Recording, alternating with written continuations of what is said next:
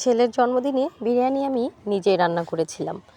পুরো ২০ জনের রান্না একা হাতে করেছিলাম। বিরিয়ানি রান্না করতে গিয়ে অনেক আপুদেরই অভিযোগ বিরিয়ানি ঝরঝরে হয় না, একদম পারফেক্ট হয় না।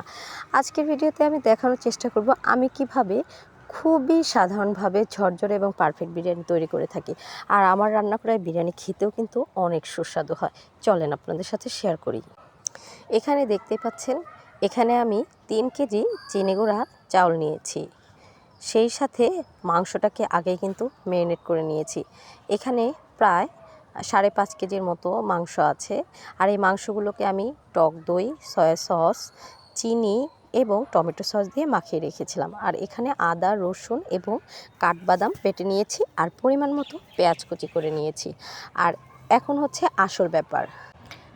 এই যে আমার হাতে যে মগটা দেখতে পাচ্ছেন, এই মগের ৬.৫ মগ চাউল হয়েছে। এখন এই মগ মেপে মেপেই আমি পানি দিয়েছি। যেখানে আমরা সাধারণত ভুল করি, আমরা ডাবল পানি ব্যবহার করে থাকি। আসলে ডাবল পানি হবে না, পোলাও বা বিরিয়ানির ক্ষেত্রে কিন্তু পানি হবে ১.৫ গুণ। এখানে আমি প্রতি মগের জন্য ১.৫ মগ করে পানি নিয়েছি। আর দেখেন, এই পানিতে আমি দিয়ে দিচ্ছি জিরা, লবঙ্গ, গোলমরিচ, এলাচ, দারচিনি, শাহি জিরা সব কিছু দিয়ে এই পানিটা কিন্তু আমি খুব ভালোভাবে ফুটিয়ে নিব। আর প্রথমে বলেছিলাম মাংস কিন্তু আমি আগেই ম্যারিনেট করে রেখেছি। এবার আমি বড় একটা সসপ্যানে পরিমাণ মতো তেল দিয়ে নিচ্ছি। তেল এখানে আমি 1/2 লিটার এবং পরে আরও কিছুটা দিয়েছি, প্রায় 1.5 লিটারের মতো তেল দিয়েছি, যেহেতু এতগুলো চাল এবং মাংস। তেল যখন অনেকটাই গরম হয়ে এসেছে, তখন কিন্তু এর মাঝে আমি দিয়ে দিয়েছি পেঁয়াজ কুচি। পেঁয়াজ কুচিগুলো দিয়ে ভালোভাবে নেড়ে চেড়ে নিচ্ছি। তবে আমি বেরেস্তা করব না, কারণ বিরিয়ানিতে বেরেস্তার ফ্লেভার আমার একদমই ভালো লাগে না। পেঁয়াজগুলোকে কিছুটা নরম হওয়া পর্যন্ত লালচে করে ভেজে নেব। এরপর আমি এখানে আদা বাটা, রসুন বাটা এবং বাদাম বাটা দিয়ে দেব। দেওয়ার পরে এই মশলাগুলো আমি তেলের সাথে খুব ভালোভাবে মিশিয়ে নেব। এরপর আমি এই মশলাগুলোকে তেলের মধ্যে খুব ভালোভাবে ভেজে নেব। মশলা ভাজা কম হলে কিন্তু মশলাগুলোর কাঁচা একটা গন্ধ থেকে যাবে। এরপরে আমি এখানে বিরিয়ানির মশলা দিয়ে দিব। আমি এখানে ৩ প্যাকেট কেনা মশলা ব্যবহার করেছি, যেহেতু চাউল এবং মাংসের পরিমাণটা বেশি। তারপর আমি সামান্য পরিমাণ পানি দিব। পানি দিয়ে এই মশলাটাকে খুব ভালোভাবে কষিয়ে নেব। মূলত এই বিরিয়ানির ফ্লেভারটা নির্ভর করে এই মশলা কষানোর উপর। এই মশলা কষানো যত ভালো হবে, যত বেশি সময় নিয়ে মশলাটা কষাবেন, রান্নাটাও কিন্তু তত বেশি মজা হবে। মশলা কষানো হয়ে গেলে আমি এখন এর মধ্যে দিয়ে দিব আগে থেকে ম্যারিনেট করা সে মাংসগুলো।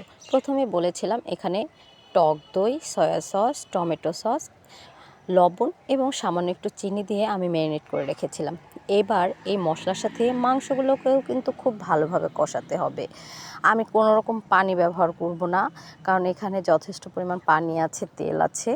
এই পানি এবং তেলেই কিন্তু আমি এই মাংসটা পুরোটা রান্না করব। তো মাংসটা যখন 80% রান্না হয়ে যাবে, তখন আমি এর মধ্যে দিয়ে দিব আগে থেকে ধুয়ে রাখা পোলাওর চাল।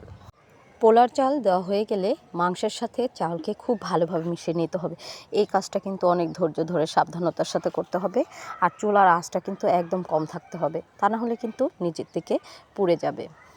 দেখতেই পাচ্ছেন, আমি কিন্তু চামচের সাহায্যে মাংস এবং চালগুলোকে খুব ভালোভাবে মিশিয়ে নিচ্ছি। এভাবেই প্রায় 5 মিনিট খুব ভালোভাবে আমি ভেজে নিব। যখন একদম কষানো হয়ে যাবে বা ভাজা হয়ে যাবে, তখন আমি আগে থেকে মশলা দিয়ে যে পানি ফুটিয়ে রেখেছিলাম গরম মশলা দিয়ে, সেই পানি এখানে ঢেলে দিব। পানিগুলো দেখতে পেলেন আমি কিন্তু ঢেলে দিলাম। এরপর আমি চামচের সাহায্যে খুব ভালোভাবে নেড়ে চেড়ে নিব, কারণ সাইডে অনেক চাউল কিন্তু লেগে থাকে। এরপর আমি এই পানির মধ্যে আগে থেকে ধুয়ে ভিজিয়ে রাখা কিশমিশ এবং কাঁচামরিচ দিয়ে দিব। দিয়ে কিছুক্ষণের জন্য ঢাকনা দিয়ে রাখব, যতক্ষণ না বলক আসে। ভালোভাবে চালগুলো ফুটে এলে ঢাকনাটা খুলে দিয়ে আবারও কিন্তু খুব ভালোভাবে নেড়ে চেড়ে দিব। এভাবে নেড়ে চেড়ে পানিটা যখন একদমই শুকিয়ে যাবে, তখন কিন্তু আমি প্রায় আধা ঘন্টার জন্য দমে রেখে দেব। এর মাঝে কিন্তু আমি একবার ঘিও দিয়ে দিয়েছি। পানি কিন্তু চাউলের একদম গায়ে গায়ে লেগে গেছে। এই পর্যায়ে আমি আবারও ঘি দিয়ে দিব উপর থেকে ভালোভাবে চারদিকে ঘি ছড়িয়ে দিব। ছড়িয়ে দিয়ে তারপরে দেখেন আমি একটা চামচের সাহায্যে ঘিটাকে সুন্দরভাবে ব্লেন্ড করে দিব।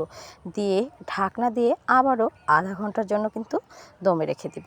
যত বেশি দমে রাখবেন এই বিরিয়ানিটা তত বেশি পারফেক্ট এবং ঝরঝরে হবে। এই হলো আমার চিকেন বিরিয়ানির ফাইনাল লুক। যেমন ঝরঝরে হয়েছে তেমন তার কালার, আর খেতেও কিন্তু খুবই সুস্বাদু হয়েছিল। ভিডিওটি ভালো লাগলে অবশ্যই শেয়ার করে দিবেন, আর আমার মতো এই পদ্ধতি অনুসরণ করে আপনারাও কিন্তু রান্না করতে পারেন। তো সবাই ভালো থাকেন। আল্লাহ হাফেজ।